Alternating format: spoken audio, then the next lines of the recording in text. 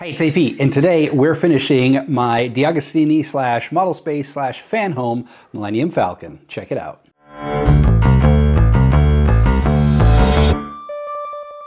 The build is complete. I finally finished issue 100A. I don't know why they just didn't call it 101, but whatever. So 100A is the final pack that you will unleash onto your Millennium Falcon. So my build is complete. The next thing I need to do is the paint job, and make sure you subscribe to the channel so you can see the thrilling conclusion of my paint job of this. But for now, I mean, you know, if you're doing this as prescribed by the instruction manual, this is pretty much done. You know, I mean, if you did the engine vents, obviously you'll need to paint those.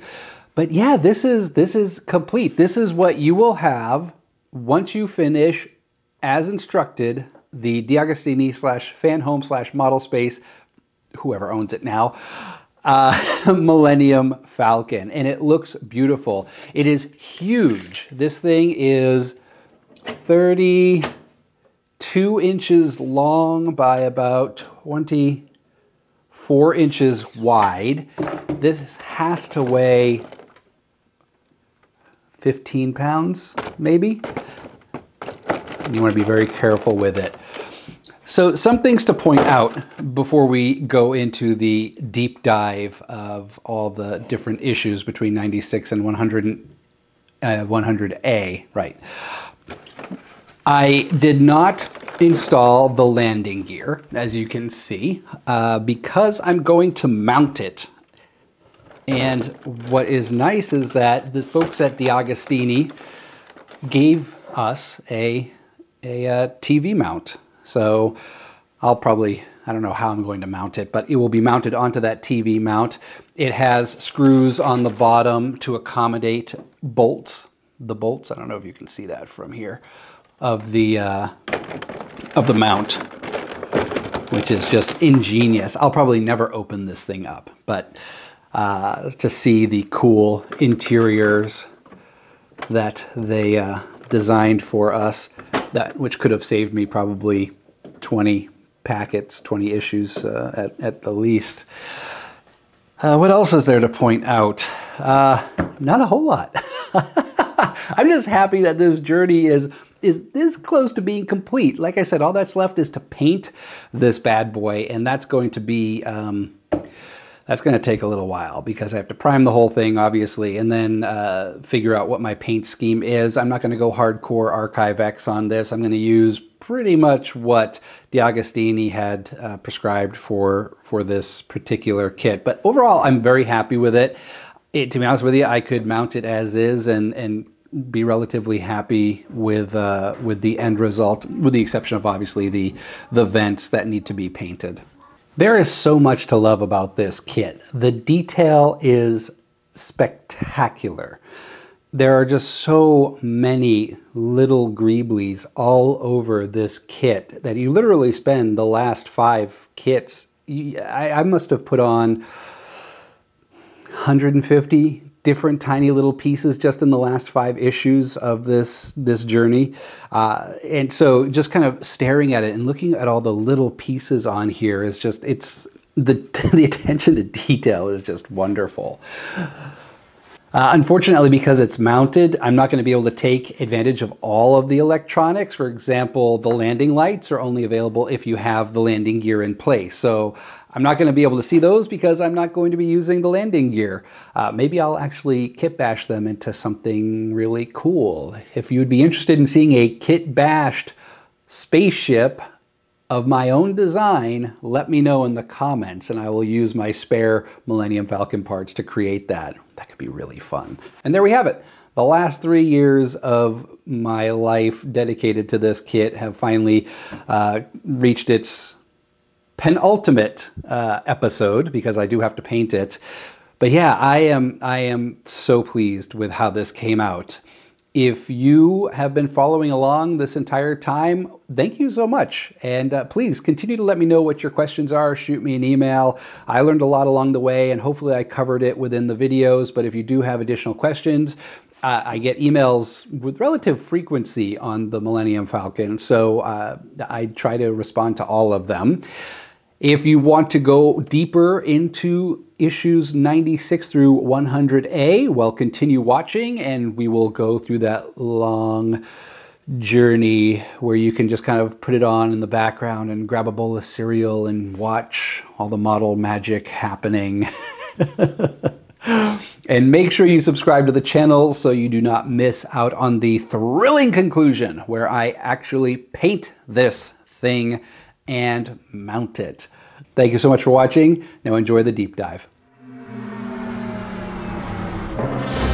Now issues 96 and 97 have us simply gluing the stock engine vents on, but because I'm me, we're not going to do that.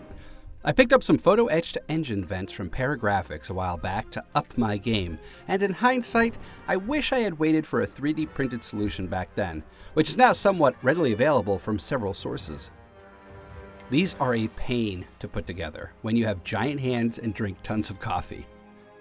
First, carefully remove the pieces from the sprue with an X-Acto knife or other sharp instrument of minimal destruction.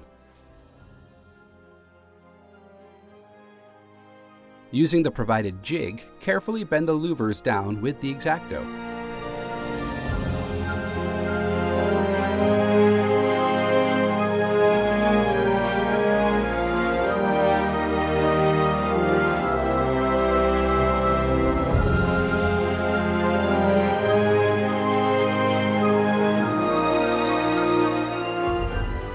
This part is the worst part, adding the thin little detail parts.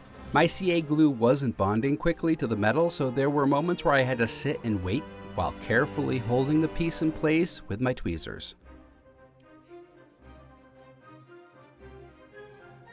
Don't use a spray accelerator here, as it could cause some globs to form. If you do use an accelerator, use a brush-on one and just be careful that it doesn't glob up.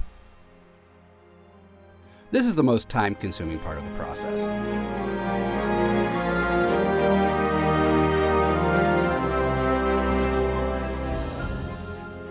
When you have these tiny little brass pains in the ass completed, it's time to install them in the engine vent holders. To ensure that the vents all sit the same way, put a pencil mark on the side of the big peg. This will give us a point of reference when we remove all the plastic.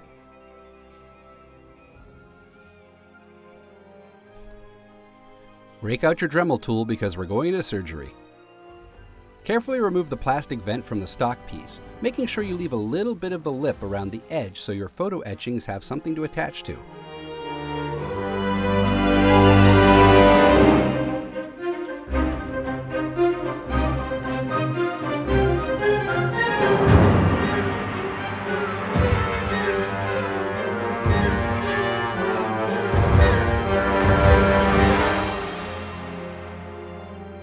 Now glue in the brass extension lip, and then glue the vent to that.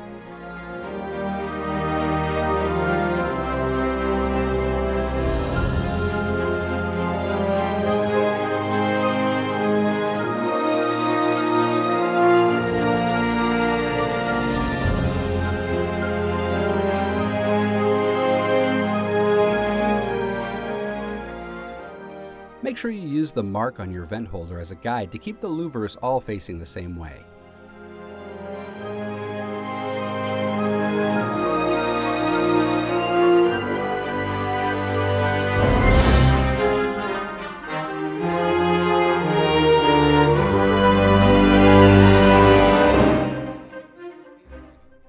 Before we glue them to the Falcon, we'll need to paint under where they'll go since you'll be able to see through the louvers.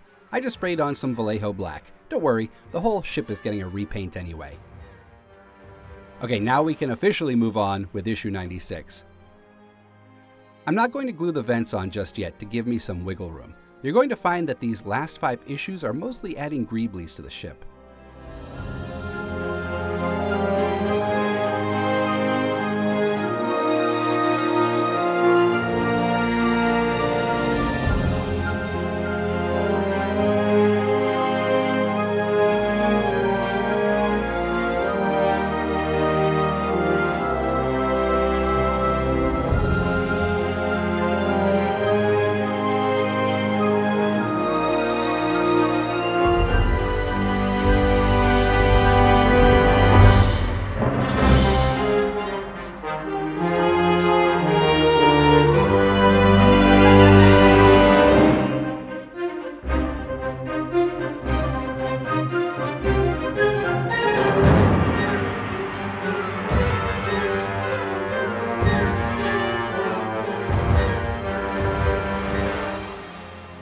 When fitting the engine bay cover, just be careful you don't strip the screws. They are plastic after all.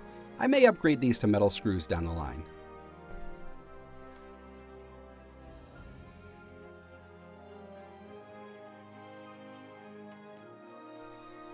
And now we can glue the vents on. Again, just make sure all the louvers are facing the same direction. The center ones should be straight up and down, and the ones on the side should be slightly fanned out in the direction of the engine cover.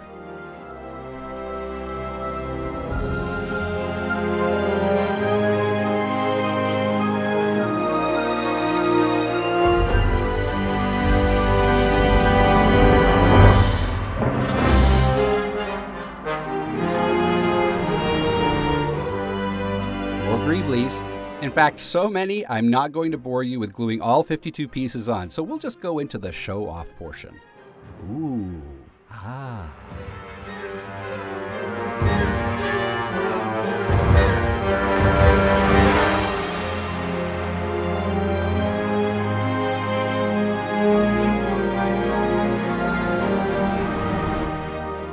More greeblies, but not nearly as many as issue 97.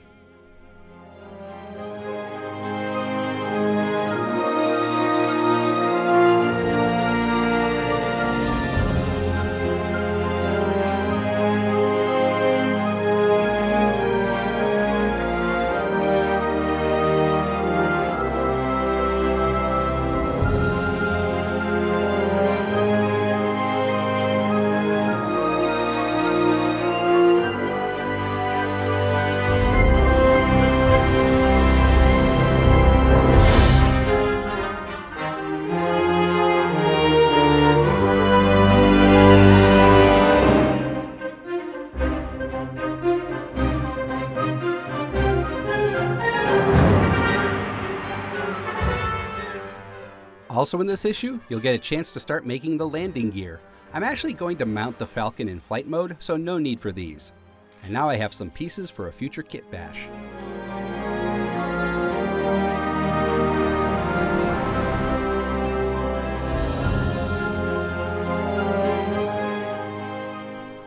If you haven't done so already, put together the underside cannon. If you're keeping the stock paint scheme, now's the time to paint the cannon. But since I'm doing a custom paint job, I'll save that for later.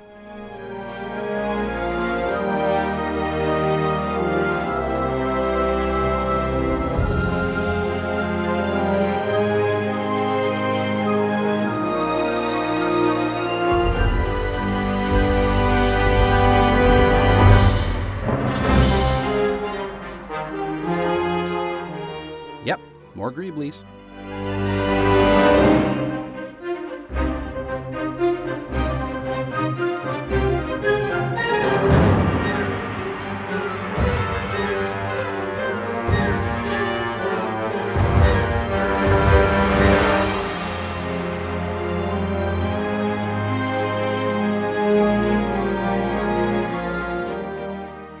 If you're doing a custom paint job, I'd suggest not gluing the actuators on at this point, since you'll need to paint under them.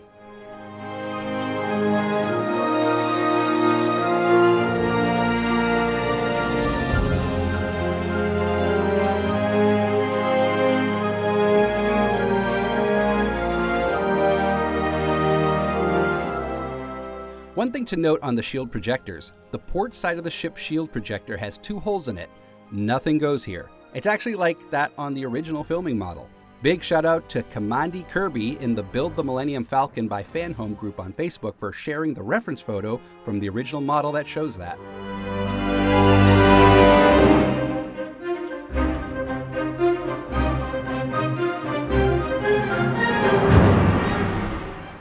This issue has a ton of plant-on details, including a pack called 100A that has some missing pieces included.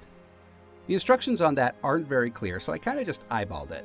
I'm at the point now where I just want this done, so if I glued a piece in the wrong spot, literally no one that visits my house will notice or care.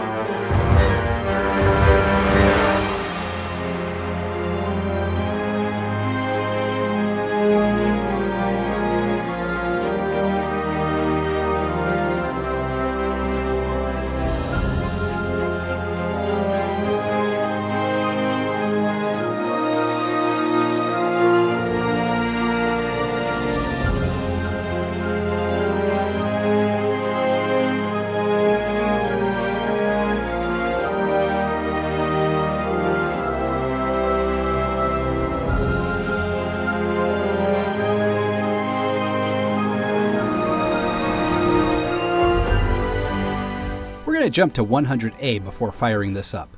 Like I said before, the instructions aren't the best, so I made do with what I had.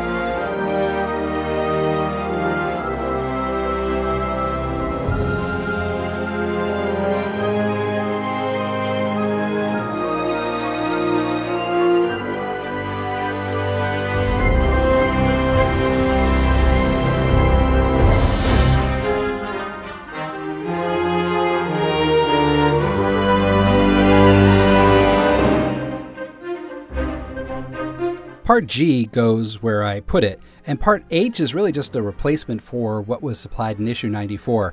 I don't know why they did that, so I'm just not going to use it. I liked what they gave me in the first place.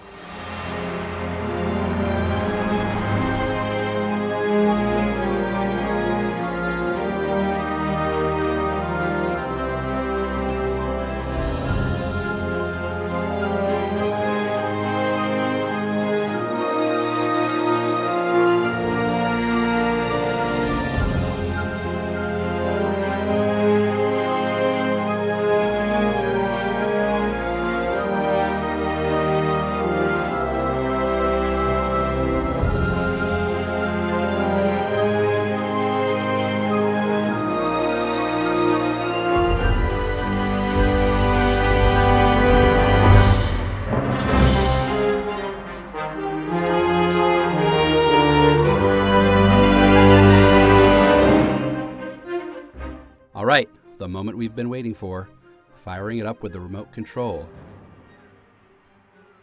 Yeah, that's pretty cool.